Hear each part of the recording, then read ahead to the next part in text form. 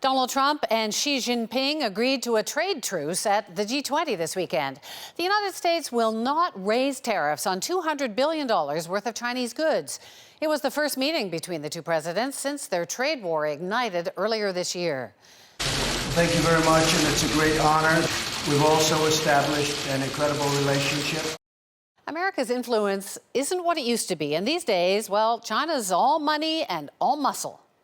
China's president unveiled his 30-year plan for world domination last year during the last Communist Party Congress. His strategy includes building the most powerful army in the world and transforming China to surpass America as a global superpower. China is already an economic superpower. The country exports more than $2 trillion worth of goods every year. Then there's the One Belt, One Road initiative, a massive trade network linking Asia, Europe, Africa, and the Middle East. It's a $4 trillion investment to extend China's influence abroad and launch a new world order where China can make the rules. For a look at whether that future is achievable and what it could look like, I'm joined by David Lampton in Washington. He's Director of China Studies at Johns Hopkins University and a former president of the National Committee on U.S.-China Relations. So, David, trade war or no trade war, the U.S. is still the biggest market for Chinese goods. Can the United States still hold that over China? Can it still expect to bend China to its will? Well, Xi Jinping does have problems. He has opponents. He has massive corporate debt in China. Growth is slowing, and China's leaders, Xi Jinping included, are always afraid when workers have the potential to be out in the streets. And in fact, they're even now repressing students on campuses who are calling for workers' rights. So they do have some worries, and that does give President Trump some leverage. But bottom line, I think we're in danger of overemphasizing the capacity of the United States, or for that matter, combined outside powers, to change China's trajectory. It's doing a lot of things right. It's saving 40 to 50% of GDP. It's massively building education, tertiary education. It's increasing R&D.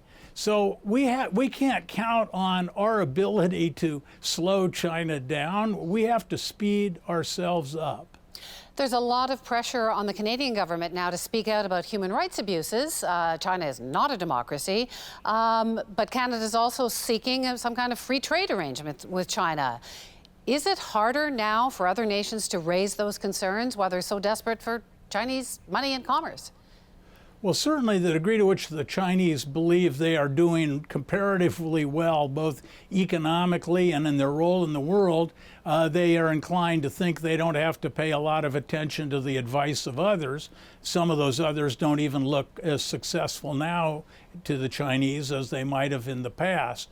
So, but I wouldn't exaggerate, in a sense, the degree to which the Chinese ever listen to us on human rights. It's true that there's a growing middle class, and I think over time the Chinese people will demand a greater degree of individual respect, dignity, and freedom. So is the Western style of world domination coming to an end or being replaced by a Chinese global domination?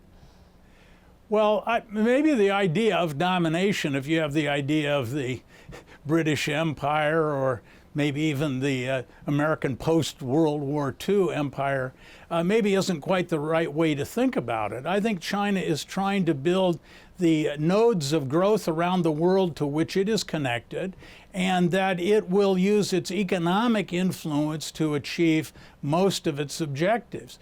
Although it's obviously true that as China gets more economic power, it's going to have a greater and greater military to, when it feels obliged, use that as well. But I think domination is kind of a 19th and 20th century idea, if you mean outright colonialism. I think it's going to be more using its economic strength to shape the decisions of others. David Lampton, thank you so much for talking to us. Good to be with you.